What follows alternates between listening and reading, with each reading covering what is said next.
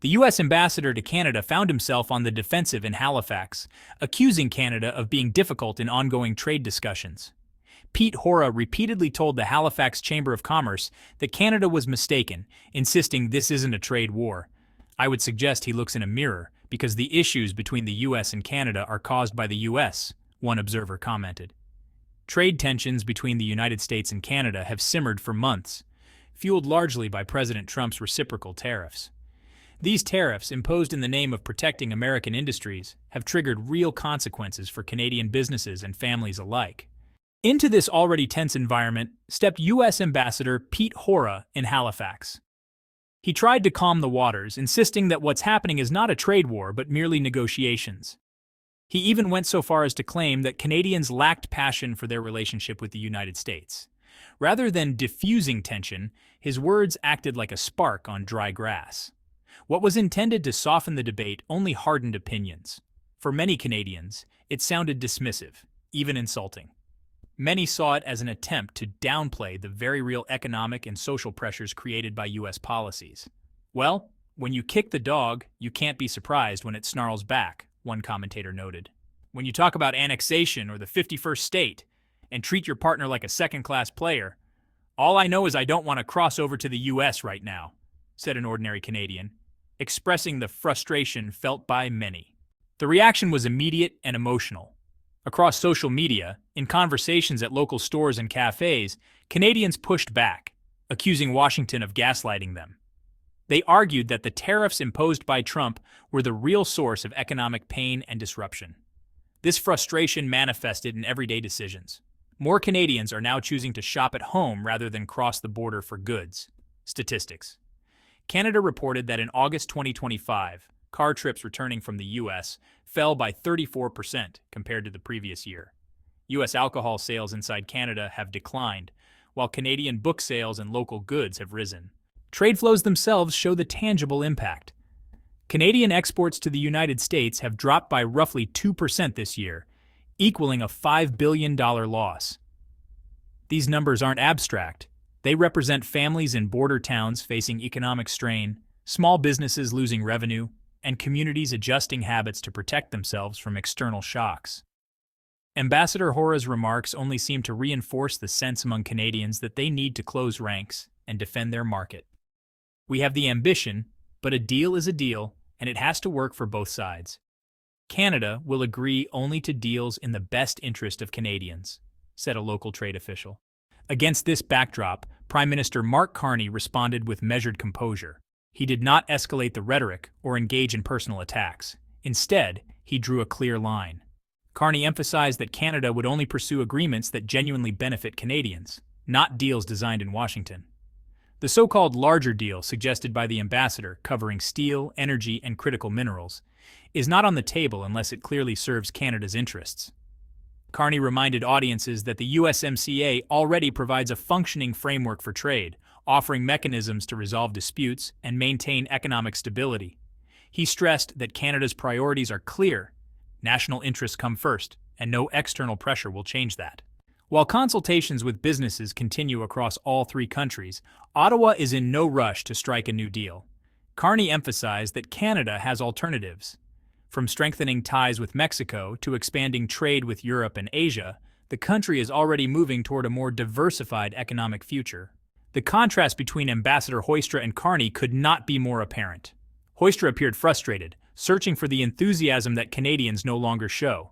Carney, by contrast, projected calm leadership, reassuring citizens that Canadian industries and sovereignty would not be compromised. His measured approach also caught international attention. Partners in Europe and Asia have noted Canada's stance, viewing it as a sign that Ottawa is serious about building a broad, stable trade network. By remaining composed while Washington expressed frustration, Carney not only reinforced his authority domestically, but also signaled abroad that Canada is a dependable, stable partner. A crucial message in a global economy unsettled by Trump's unpredictable policies. Ultimately, what was intended to minimize conflict has backfired. Hoistra's remarks highlighted Washington's frustration rather than Canada's weakness. Instead of sowing division, they united public opinion and underscored the real costs of Trump's tariffs. Canada now appears more confident, willing to assert its interests. and determined to chart its own path. The optics are striking. The United States, once seen as the senior partner, now seems defensive and, honestly, kind of petty, while Canada projects resilience and autonomy. Families affected by past tariffs hear their leaders promise not to repeat the same mistakes. Workers see a government prepared to defend jobs and industries. This is the new reality. Canada will negotiate only as an equal. U.S. pressure tactics no longer succeed. Rather than coercing Canadians, Hoistra's remarks demonstrate how American leverage has diminished. Trump's tariffs, intended to force concessions, have left the U.S. isolated while Canada grows stronger in both strategy and resolve. Halifax will be remembered not for calming tensions, but for exposing U.S. frustration and showcasing Canada's determination. What Washington called economic warfare has instead fostered resilience and unity within Canada. Canada's message is clear. It will cooperate with the U.S. only on equal footing, never on unequal terms. Tourism in Las Vegas has seen a significant slump this summer, costing the city billions and raising concerns about the broader U.S. economy. Crowds are smaller, hotel workers report dramatically lower tips, and even routine purchases like drinks leave visitors feeling the pinch. Local authorities reported an 11% drop in visitors in June, a significant loss for an economy reliant on steady tourist traffic. At the center of this downturn is a question that is gaining attention across the country. Are Trump's tariffs and stricter border policies beginning to undermine one of America's most visible industries? Policies intended to show economic strength, tariffs, heightened immigration enforcement, are now colliding with tourism, a sector critical to local and national revenue. Is Las Vegas in decline, or is the panic overblown? It's in decline, not just in tourism, but in pricing. Consumers see the costs and think this isn't worth it. Las Vegas has become a clear warning sign for the broader U.S. economy. The city's mayor confirmed that Canadian visitors flying into Las Vegas have dropped by 40% so far this year. A market that once reliably supplied a steady stream of tourists is now slowing to a trickle. This drop directly impacts casinos, restaurants, and retail shops across the city. Everyday paychecks are showing the strain. Restaurant workers who used to take home $150 to $200 a day in tips now report earning only $50 to $60. While tourists are still spending, smaller crowds and higher costs for hotels, meals, and drinks are making them think twice about returning. Experts in Nevada warn that simply raising prices will not solve the problem. Las Vegas built its reputation on offering value, and that appeal is now eroding. Since 2006, more Americans have traveled to Canada than Canadians have crossed south, one analyst noted, highlighting a long-term shift. The contrast becomes even clearer when comparing activity across the border. Canada has also seen citizens reducing trips south, but the effects have been different. U.S. Customs and Border Protection data show 2.4 million land entries from Canada into the United States in July 2025, roughly 500,000 fewer than the same month last year. The decline has hurt duty-free shops along the border, with sales still down nearly 37% in July. One store in New Brunswick even closed after more than 40 years of operation, yet Canada itself is not standing still.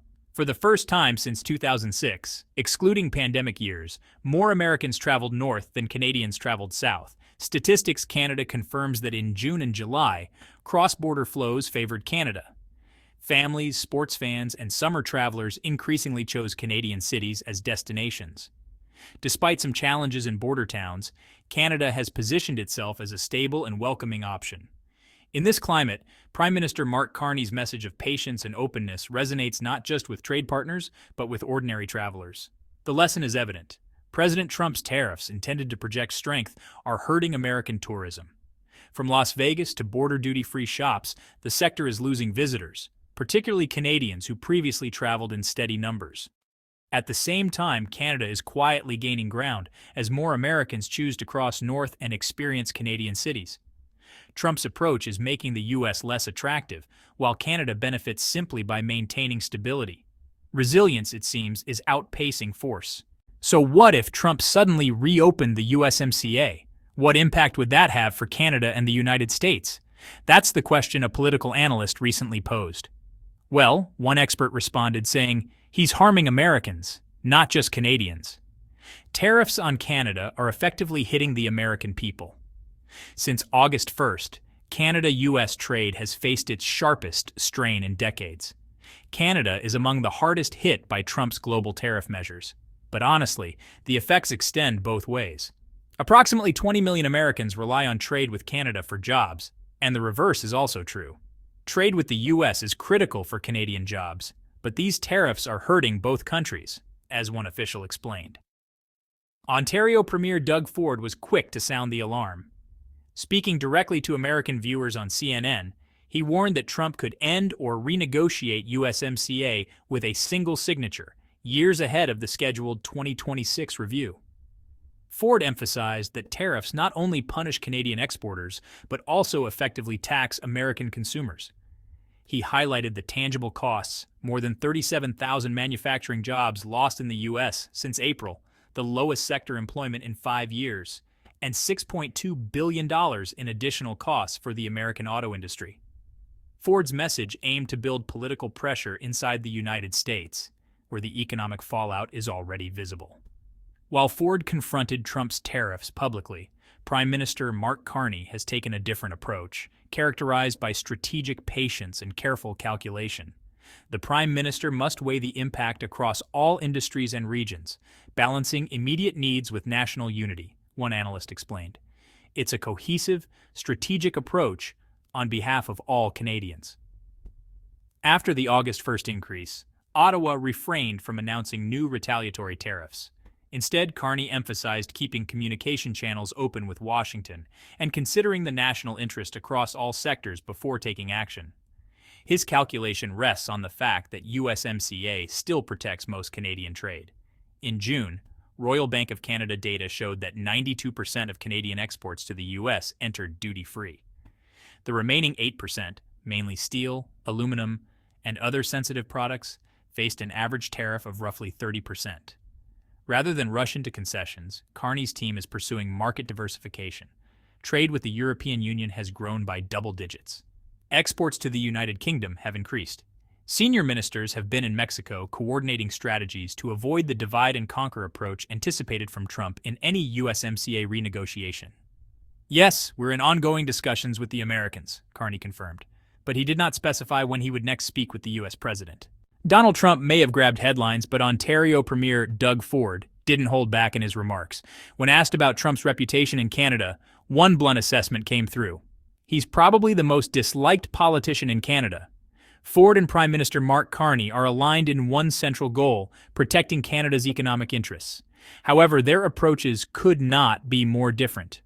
Ford opts for blunt public messaging, emphasizing the costs American consumers face due to tariffs, and calling out Trump directly.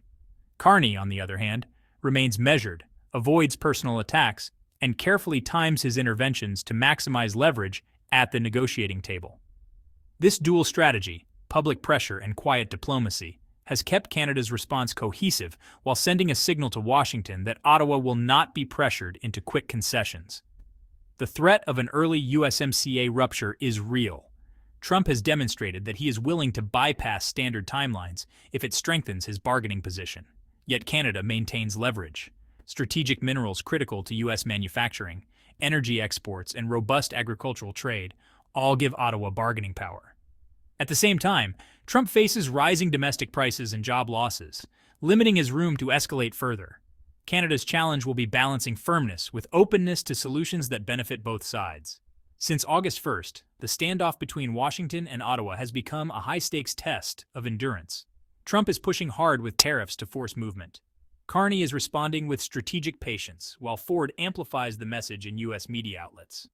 How long each side can hold its position, and the political costs Trump is willing to absorb, will determine whether the dispute ends in a balanced agreement or triggers a rupture that reshapes North American trade sooner than planned. Canada has many cards to play. We have resources and trade opportunities that the Americans are very interested in, one official noted. Carney has also emphasized strengthening alliances in Europe, signaling that Canada's options extend far beyond the United States. The trade clash has been unfolding for months. In February, following the White House's emergency tariffs, Canada retaliated with countermeasures covering a broad range of U.S. goods. Earlier this month, Trump increased tariffs on Canadian non-USMCA goods to 35%. Rather than escalate further, Ottawa took a calculated step starting September 1st. Counter tariffs on USMCA-compliant goods will be removed, while steel, aluminum, and autos remain protected. This is not a retreat, it's a strategic reset. Canada aligns with the trade rules while maintaining pressure in areas where it has the most leverage. Trade Minister Dominic LeBlanc described this as proof that Canada still holds many cards. Electricity offers a clear example of this leverage. In 2024, Canada exported nearly 35.7 terawatt-hours of electricity to the U.S., valued at about 3.1 billion Canadian dollars. Imports from the U.S. were smaller, around 20.9 terawatt-hours, making Canada a net power supplier. This electricity supports close to 1 million American homes, especially in northern states, where Canadian hydro often provides the cheapest and cleanest option. With U.S. electricity demand expected to soar, partly due to data centers and AI infrastructure, the stability of cross-border electricity links is increasingly critical. Unlike oil, electricity must be delivered in real time, and American utilities rely on Canadian reliability every day. Tariffs cannot change this reality. Canada retains a steady hand on the switch. Carney's European visits reinforce this strategy. Meetings with leaders in Germany, Poland, and Latvia have focused heavily on energy and minerals, emphasizing that Canada can be a secure supplier not just for North America but for Europe as well. Critical minerals further strengthen Canada's position. In 2023, Canada supplied about 27% of U.S. uranium imports. With the U.S. cutting off Russian supply, Canadian uranium has become indispensable for American nuclear plants. Canada also produces nickel, cobalt, and potash, key for electric vehicles, batteries, and agriculture. For Washington, the concern is obvious. Much of global processing remains in China, so Canada's stable reserves offer a rare alternative. Carney's pitch is clear. Canada is a reliable, politically stable source of energy and minerals. By building trade bridges with Europe, Ottawa demonstrates that Washington is not Canada's only option.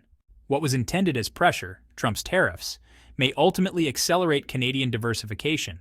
By easing tariffs on USMCA-compliant goods while maintaining protection in areas of leverage, Canada has turned an aggressive policy into an opportunity. Electricity and minerals cannot be easily replaced, giving Ottawa a quiet but powerful hand. Meanwhile, strengthening ties with Europe further reduces dependence on any single partner.